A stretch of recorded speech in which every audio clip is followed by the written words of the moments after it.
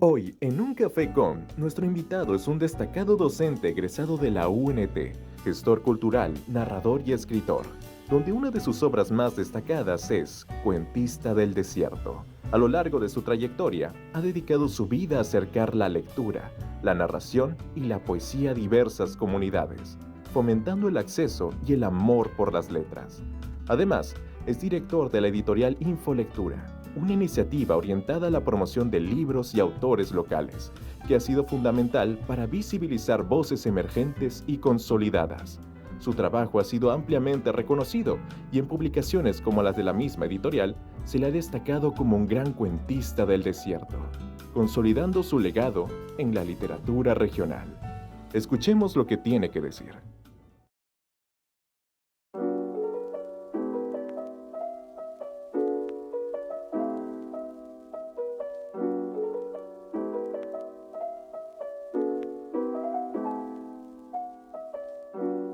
Buenas noches a todos, somos Un Café con, un programa periodístico hecho por comunicadores aquí en la ciudad de Trujillo.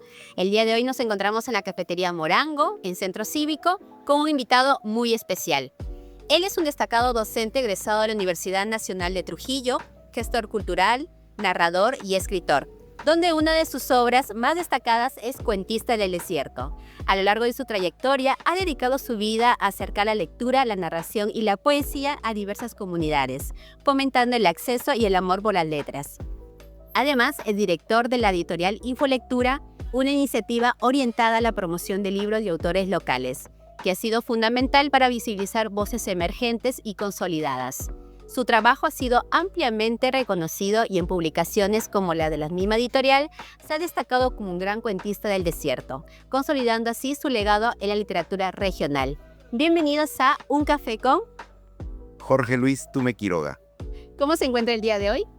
Muy bien, feliz porque hablar de libros y tomar un buen café acá en Morango es una delicia.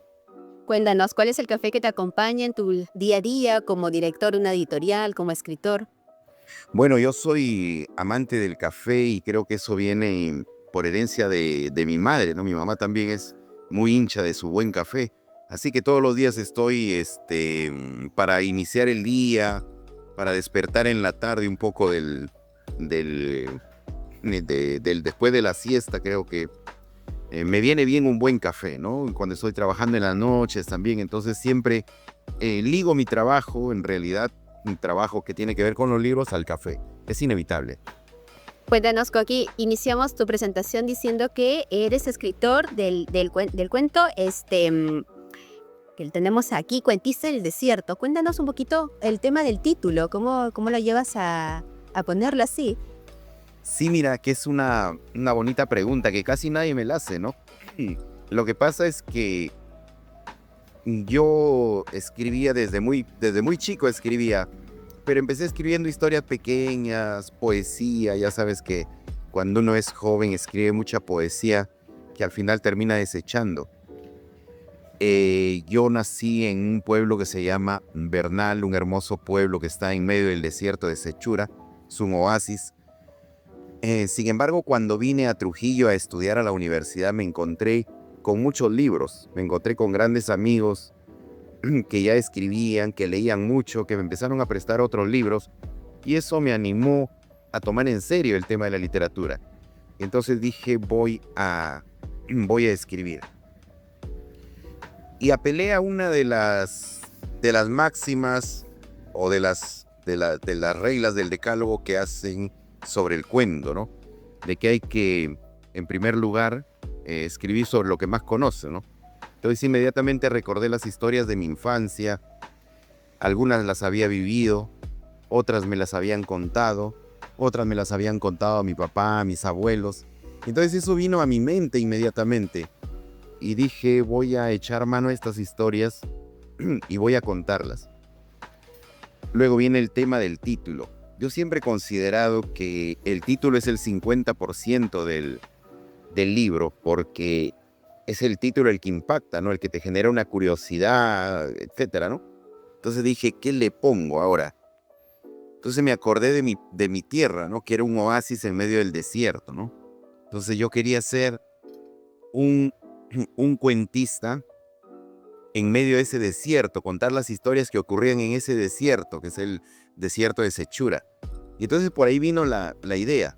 Pero después, pensándolo bien, antes de publicar el libro, decía, pero cuentista del desierto también se presta a que este libro de repente nadie lo lee y yo voy a ser un cuentista, alguien que pregona en medio del desierto y nadie lo escucha, ¿no? Entonces quedó así. Y a muchos les ha gustado y a mí me ha generado muchas satisfacciones este libro. Mencionas que llegaste de Piura, ¿no? A nuestra ciudad Trujillo. Cuando llegaste, ¿te imaginaste siendo editor, director de una editorial? ¿Todas las labores que haces? No, en realidad yo vine a estudiar Derecho y Educación. Terminé Educación, Derecho no lo terminé, pero siempre me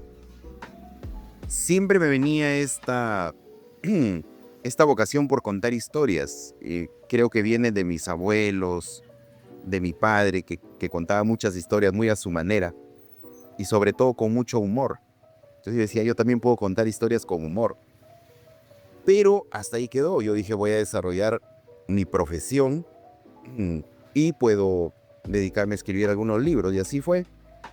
Yo era muy feliz enseñando en un colegio privado. Luego trabajé en otros 2 más, colegios privados que a mí me gusta mucho enseñar, ¿no? Me gustaba muchísimo enseñar. Pero llega el tiempo en que ya la educación se convierte en una suerte de acumulación de documentación. Me pedían documentación, yo a veces me pasaba 3, 4, 5 horas haciendo documentos que nadie leía. Y esas 3, 4, 5 horas yo las necesitaba para leer. Entonces me fue estresando ese mundo y dejé de creer mucho en ese trabajo. Entonces dije, ¿ahora qué hago? Como yo ya había tenido con unos amigos el proyecto de tener una librería, una institución que promueva la lectura, yo dije, me voy a dedicar a esto. Y efectivamente formamos una institución que se dedicaba a promover la lectura, a hacer eventos como Poesía en Miércoles, por ejemplo, ¿no? O visita de escritores a los colegios. Pero llega un momento en que yo seguía trabajando parcialmente en los colegios y trabajaba así. Y un día, me acuerdo mucho, mi amigo el poeta Alberto Alarcón, un tremendo personaje, a quien quiero mucho, le conté la situación. Le dije, mira, Alberto, quiero dedicarme a editar libros. ¿Tú crees que sea posible? Me dice, mañana tienes que empezar. Le digo, pero maestro, yo quiero de repente me va mal en la editorial y yo quiero vivir de algo. Entonces voy a hacer medio tiempo trabajar en educación y medio tiempo dedicarle a la editorial. No, me dijo, deja todo, deja toda la educación y dedícate exclusivamente a editar. Y le hice caso.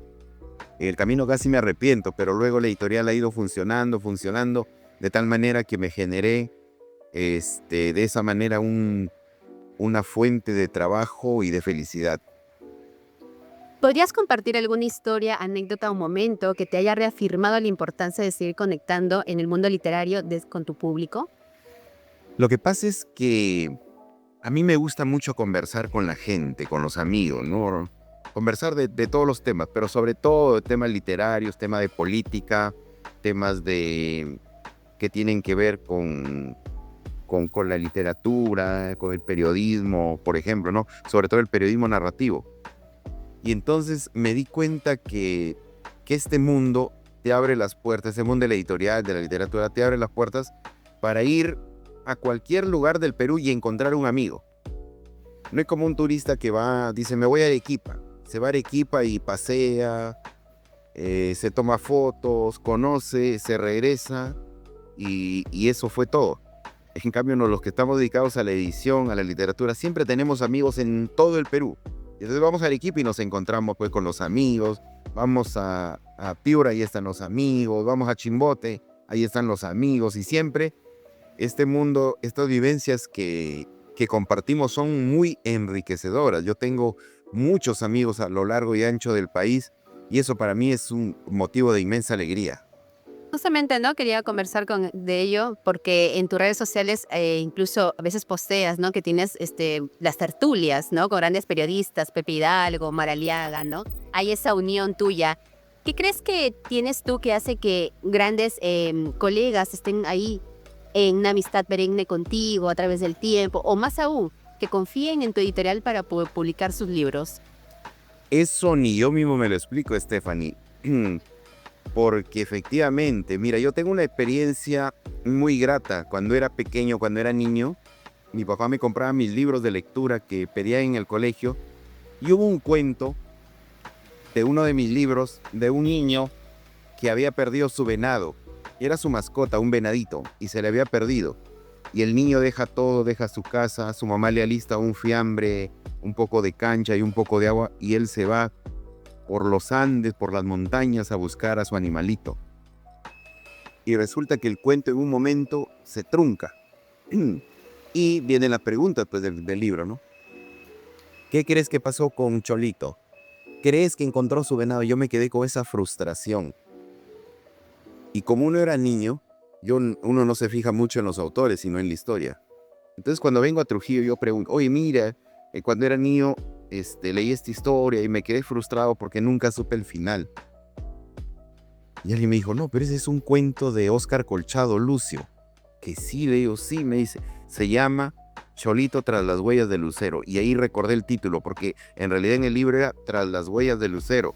Pero ahora ya Óscar Colchado lo había publicado en un libro como Cholito tras las huellas de Lucero, que inicia la saga de Cholito que ha escrito Óscar Colchado.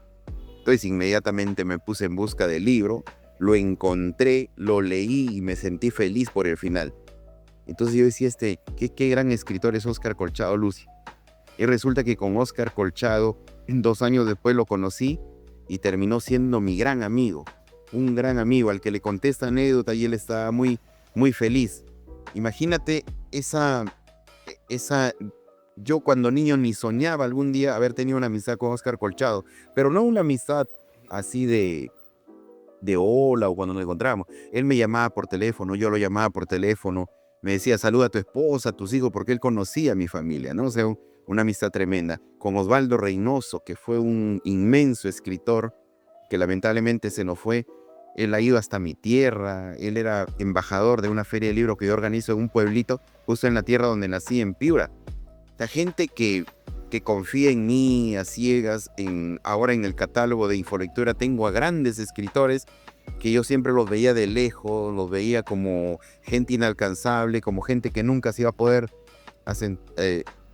sentar conmigo a conversar, y ahora conversamos, nos divertimos, jugamos, viajamos juntos, ¿no? O sea, imagínate, yo lo entiendo por qué, pero estoy muy agradecido. Debe ser además porque yo tengo un espíritu pues festivo, ¿no? Siempre estoy haciéndole bromas, haciéndolo reír, debe ser por eso, ¿no?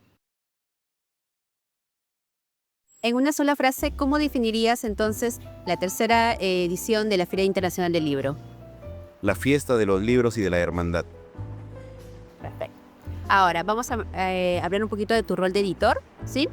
Para los jóvenes escritores, ¿cuáles crees que son las claves que se piden en la actualidad al momento de lanzar un libro?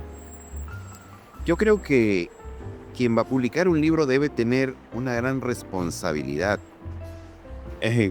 Mi experiencia de editor me llega a unos libros pues de gente que no sabe ni siquiera los signos de puntuación. Entonces, ¿cómo pretendes publicar un libro si no sabes ni siquiera los signos de puntuación o gruesos errores de ortografía? Yo creo que hay que tener mucha responsabilidad para darle a la gente libros no solo de calidad, no solo física, ¿no? Buen papel, una bonita cubierta, una tipografía excelente, sino sobre todo con un contenido que permita a la gente sentirse bien al momento de leer. Porque, por ejemplo, tú te pones a ofrecer que vendes el mejor ceviche, pero lo haces con un pescado que no es fresco, que está casi malogrado, entonces a la gente le estás estafando, la gente no va a estar contenta. Igual debe ser con los libros. Entonces, la gran responsabilidad que tiene un escritor es escribir bien y proponer cosas nuevas, ¿no? Proponer cosas nuevas, historias nuevas, poesía nueva. Entonces yo creo que los jóvenes antes de lanzarse al ruedo deben leer muchísimo. Leer mucho porque en los libros, sobre todo en los clásicos, van a encontrar las claves de cómo se debe escribir. Para quienes deseen acercarse a la lectura, a la voz y el vínculo con su propio entorno cultural, ¿qué le recomendarías? Yo creo que en esto debemos colaborar todos. Sobre todo me preocupan los niños y los jóvenes, ¿no? Los niños y los jóvenes tienen que vivir en un ambiente donde se promueva la lectura. Imagínate, Trujillo no tiene una biblioteca, ni tampoco un ente que promueva la lectura. Entonces es el hogar y es la escuela, las dos instituciones que deben estar muy preocupadas por el tema de la lectura. Porque no es un tema de que el niño lea, que coja un libro, no. El tema de la lectura es que le va a desarrollar el pensamiento, la criticidad, le va a fomentar la imaginación, la creatividad. Ese niño va a tener facilidad de palabra, va a saber escribir bien, va a poder expresarse bien, va a poder resolver problemas, va a poder insertarse muy bien en su comunidad. Es decir, la lectura es importantísima para el desarrollo del ser humano. Y entonces por los niños y los jóvenes debe empezar. Y ya luego le recomendaría, como siempre lo he hecho, es empezar leyendo lo que se produce en su ciudad, en su región, ¿no? Acá tenemos grandes escritores que lamentablemente muchos de ellos no están teniendo la atención debida. Entonces, tanto los padres como los docentes deben estar atentos a los intelectuales, a los más grandes intelectuales que tiene su ciudad, su comunidad. Y entonces leerlos a ellos, leerlos porque leer a los escritores de la región es también una forma de generar una identidad y también saber leer la realidad, lo que está pasando en nuestro entorno inmediato. Entonces yo creo que la única forma es que existan instituciones o existan programas como el tuyo que acerquen a la gente que está haciendo este tipo de labor, ¿no? Que tiene que ver con el tema del libro y la lectura. ¿Alguna frase de autor que te haya marcado en tu vida y que lo sigues usando como un mantra? Hay muchas, pero siempre me quedo con... No las parafraseo, pero sí las tengo muy presentes, ¿no? Por ejemplo, cuando Borges dice que si un libro no te despierta, no te genera un placer, déjalo, dice, porque de repente ese libro no ha sido escrito para ti, ¿no? Hemos tenido la oportunidad de entrevistar a Luis Eduardo García, David Navarrete, y cada uno de ellos le hemos hecho la pregunta clave, ¿no? Como escritores, como amantes de la literatura. Ellos han leído un aproximado de 3.000 libros y el consiguiente 2.000 libros. Jorge Tume, ¿cuántos libros ha leído? Uy, difícil determinarlo, ¿no? Porque yo leo desde muy joven. ¿No aproximado?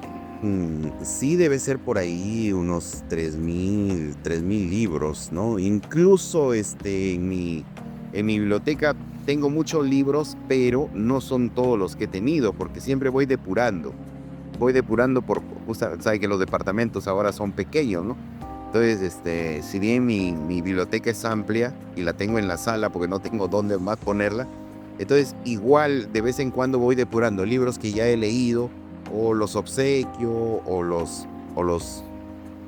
desecho, pero siempre me quedo con los libros más entrañables. Y a veces es difícil desprenderse de un libro, es muy difícil, pero tenemos que hacerlo por razones de espacio.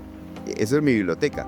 Pero también en la librería siempre estoy leyendo los libros que llegan, porque editoriales que mandan sus libros a la librería y siempre estoy leyendo. O por ejemplo los manuscritos de los escritores que me mandan a publicar libros. Tengo que leer todo. Tengo que leer todo. Entonces imagínate, lo de mi biblioteca, los libros que llegan a la librería, más los que edito. O sea, es una constante lectura, sí. Y antes de tener tu editorial Infolectura, ¿prestabas libros? Porque está esa pregunta, ¿no? Que hay muchos escritores que no les gusta prestar libros, no les parece, tienen miedo, han tenido malas experiencias. ¿Cómo es Jorge Tume? Ayer justamente conversaba con un amigo de este tema, con el escritor Teodoro Alzamora. Y me cuenta que su tío había puesto un letrero en su biblioteca. Y decía algo así como, no lo voy a decir con esa palabra tan cruda, pero decía que es un tonto quien presta un libro, pero es 1000 veces más tonto quien lo devuelve. Entonces yo sí he perdido muchos libros. El problema es que uno con tantas lecturas que tiene no recuerda a quién le prestó. Y en mi caso es mi gran problema. Hubo un tiempo en que yo anotaba, ¿no? Yo anotaba y decía, no, este libro tiene que doler, pero muchos libros no han vuelto, ¿no? Y no sé por qué le decía a Teodoro Olivo, pero no sé por qué eso pasa con los libros, que tú prestas un libro y rara vez vuelve. Me dice, pasa eso con los libros y con el dinero.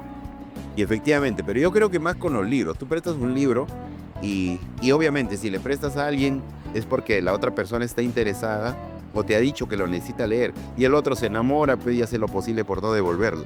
Pero yo sí he prestado libros. Y ahora le presto también a gente que sé que me va a devolver los libros, ¿no? Por ejemplo, tengo amigos a los que le digo, oye, compadre, este libro te va a encantar, te lo presto. Y sí, me resulta porque luego me lo devuelve, muy agradecido, ¿no? Hay gente que sí le presto libros, pero son muy pocos, muy pocos. Me imagino que tendrás a una enemiga clave que seguro que son las polillas. ¿Cómo te llevas con las polillas? Estoy peleando constantemente, ¿no?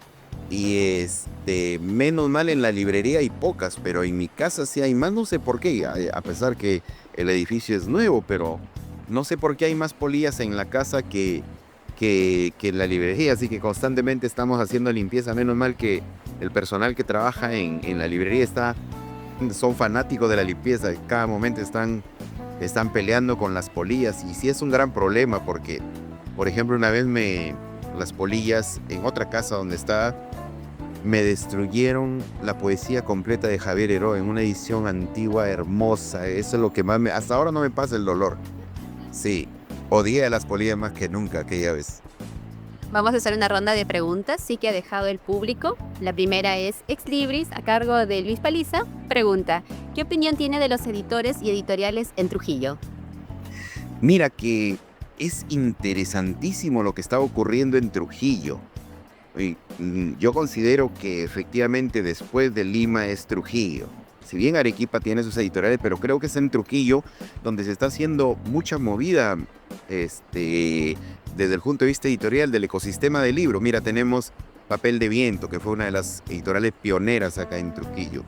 Tenemos el mismo de Luchito Paliza, que es Reino de Almagro, que está haciendo unos rescates extraordinarios. O como por ejemplo Nectandra, de Carlos Santamaría, que también está haciendo hermosas publicaciones. O la misma de Mauricio Málaga con Trotamundos. Oscar Ramírez con Orén. Entonces, si te das cuenta, están apareciendo también algunas otras editoriales pequeñas, y eso es interesante. Porque en la medida que ellos hacen actividades, hacen publicaciones, hacen presentaciones, la gente se va animando a leer.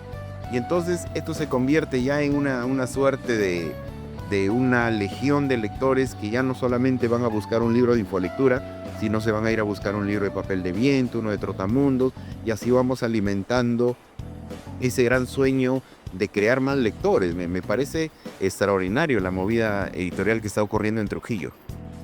Ani Castañeda pregunta, ¿cómo se inició o cuál fue la idea o opción motivadora para el desarrollo de su editorial Infolectura? Lo que te comenté, pues el tema de que la educación ya no me estaba gustando mucho por el tema de los papeles, ¿no? Pero también era el asunto de rescatar muchas voces anónimas que yo conocía a lo largo de mis viajes que hacía al interior de la libertad. Grandes escritores, muy buenos escritores hay en las provincias. Entonces yo decía, esta gente necesitan editores, necesita un editor que los saque del anonimato y que publique sus libros. Esa fue otra de las motivaciones. Y la otra motivación ya tiene que ver con algo que yo soñé de niño, ¿no? Vivir entre libros. Yo creo que la forma más cercana era publicar mis propios libros, ¿no? Tener un sello para publicar los libros que más me gustan, porque efectivamente lo que uno publica, el catálogo que uno va construyendo es finalmente es el reflejo de la personalidad, ¿no? Diana Sánchez pregunta, ¿cuál es el libro que te adentró al mundo literario? El primero, ¿no? En realidad, fueron los libros que yo leí desde de pequeño, pero si me preguntas de libros que me dijeron, tienes que escribir, fueron Los perros hambrientos, que yo de niño adolescente leí como 6 veces, y el conjunto de cuentos Agua de José María Arguedas. Mira, y los dos indigenistas, ¿no? Imagínate, esos 2 libros para mí fueron fundamentales que me animaron mucho a escribir. Luego ya vinieron otras lecturas, pero siempre recuerdo con mucho cariño esos 2 libros. José Urbina pregunta, ¿algún TikToker que lea libros que le guste? TikToker. Está muy de moda, ¿no? Los TikTokers que están, hay uno, creo que, no recuerdo el nombre exacto, que lee bastante y promueve mucho la literatura, ¿no? O sea, la lectura también acá en el Perú. ¿Algún TikToker quizás? ¿Algún influencer de pronto? Claro, bueno, yo sigo mucho pero es en el ámbito de la historia, ¿no? A Merlín Chambi, ¿no? A que lo confunden conmigo siempre, ¿no? En la feria, en la FIL de Lima siempre me paran, oye, ¿tú eres Merlín? No, le digo. Y él se ríe, ¿no? Porque ahora es un amigo, ¿no? Pero lo sigo mucho a él y al buen librero, porque efectivamente, pero no solo te están recomendando libros, sino que están haciendo propuestas interesantes, por ejemplo, conversatorios, charlas en torno a libros, en torno a temas de la literatura, y eso te va animando a leer. Yo creo que si los jóvenes están yendo a este tipo de plataformas, a este tipo de nuevas formas de comunicación como son el TikTok, el Instagram, y que hayan esta persona que esté recomendando el libro, me parece fenomenal, porque eso también es una forma de animarles, ¿no? Una buena entrada a los jóvenes. Claro, es una forma de decirles, mire, no todo es diversión, farándula, sino también hay libros que les están esperando. Paul Flores pregunta, ¿cómo se originó la amistad entre Omar Aliaga, Lucho Caro y tú? Ese trío. Con Omar Aliaga nos conocemos de la universidad, pero no éramos amigos en la universidad. Es más, él me veía con sospecha porque él no es un hombre, yo soy un hombre de izquierda y él no es mucho, él es un liberal, ¿no? Me veía con sospecha, pero ya después en el fragor del periodismo nos conocimos. Yo era columnista del diario Correo y ahí empezamos una gran amistad que hasta ahora lo practicamos, de tal manera que con Omar pues viajamos juntos, trabajamos juntos en Conexión Norte, que es una plataforma de noticias. Es parte de mi comité editorial en Infolectura. Además tenemos proyectos juntos en el tema de los libros. Por ejemplo, él es director de una colección de periodismo narrativo que tiene la editorial, que es la colección Revelaciones. Y con Luchito fue una cosa muy curiosa. Yo siempre lo veía por ahí, ¿no? Hasta que viene la pandemia y la gente tenía miedo de salir a comprar, y veo que Lucho estaba ofreciendo unos buenos quesos. Entonces le pedí que me traiga unos quesos a la casa. Llegó Luchito, pero no sabía pues que era un amante del exhibicionismo en las redes sociales, ¿no? Pero es un gran amigo, es un amigo de gran corazón, es un amigo muy, muy desprendido, ¿no? Y me siento orgulloso de que sean mis amigos. Seguimos muy de cerca sus columnas también en Conexión Norte, las participaciones que hacen. Nos gusta mucho, ¿no? La opinión también, sobre todo pública, es muy buena aquí en una ciudad que cada vez está más como polémica, ¿no? Claro. ¿Cómo lo ves a Trujillo? Este Trujillo me entristece mucho porque no es el Trujillo que yo encontré y en el que decidí quedarme para siempre. Yo vine, pues como te comenté, de Piura. Vine a estudiar a la universidad. Uno de mis sueños era estudiar en la Universidad Nacional de Trujillo. Y mi padre me cumplió ese sueño, me mandó a estudiar acá a Trujillo. Pero desde que yo llegué a Trujillo dije, en esta ciudad me quedo. Porque era una ciudad que tenía mucho de gran ciudad, pero que no era como la caótica Lima, ¿no? Es una ciudad donde todo queda cerca. Por ejemplo, ahorita me has llamado, tomo un taxi estoy acá en 5 minutos, 7 minutos. En Lima hay que viajar horas, ¿no? Y con un tráfico inmenso. Entonces yo dije, en esta ciudad me quedo a vivir. Además está cerca a mi tierra, voy la hora que quiero, cuando quiero. Pero era una ciudad apacible, pues sí era realmente una ciudad, una solariega ciudad colonial, ¿no? Era una ciudad muy tranquila. A lo mucho, pues, no faltaban por ahí unos choritos que te robaban el reloj o las zapatillas, pero ahora estamos sumidos en un temor generalizado, ¿no? Si bien hay esfuerzos por que esta situación cambie, pero realmente no vemos que la ciudad por fin diga estamos libres de esta violencia en la que estamos inmersos, ¿no? Y las autoridades, pues tenemos cada vez autoridades más ineptas, ¿no? Que no están a la altura de lo que Trujillo merece, ¿no? Y yo creo que la única forma de salvar esta ciudad es que nos unamos todos, ¿no? Y salvemos esta gran ciudad, porque Trujillo es una gran ciudad con gente hermosa, con lugares hermosos, con gente maravillosa, lugares, gastronomía, cultura, y no es posible, pues, que estemos a merced de la delincuencia. Sabemos que ha sido una pieza clave en la organización del gran evento que hemos tenido aquí en la ciudad, la tercera Feria Internacional del Libro, ¿no? Quisiéramos saber cómo te has sentido al cumplir este rol tan fundamental que quizás hubo un momento, mucha polémica, ¿no? Al iniciar. Cuéntanos cómo ha sido estar presente en este evento, desde tu lado de organizador, de tu lado de público, de colaborador. Cuéntanos un poquito. Bueno, al final el lunes ya que clausuramos, me sentí muy contento porque terminamos sin mayores novedades desde el punto de vista de problemas, que haya habido algún incidente. Y yo dije, Trujillo merece toda la atención en el tema cultural. Valió la pena el esfuerzo porque tú has sido testigo, Stephanie, de cuánta gente ha ido, ¿no? A mí me conmueve cuando llegan los papás, la mamá con los niños a escoger sus libros. Eso para mí es maravilloso. O que lleguen escritores que están en el anonimato, que nadie les presta atención, que vengan y se sienten en el escenario principal y nos cuenten qué están escribiendo, nos hablen de sus libros. Eso es impagable. Para mí eso es maravilloso. Que posiblemente han habido errores, han habido falencias, de repente la gente ha esperado mucho más. Lamentablemente, pues siempre el aspecto económico juega en contra. Si tuviéramos una empresa privada más comprometida, si por lo menos la municipalidad diera algún dinero para la feria, obviamente tendríamos una mejor cartelera, tendríamos mejores actividades, tendríamos un programa mucho más variado.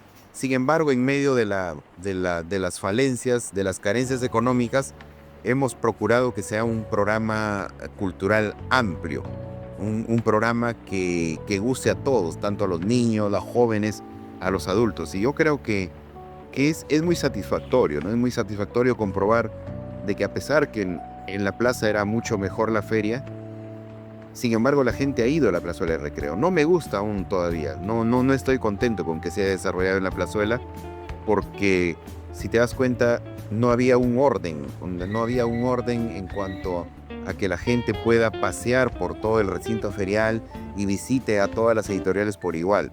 Eso es lo único que no me ha gustado, ¿no?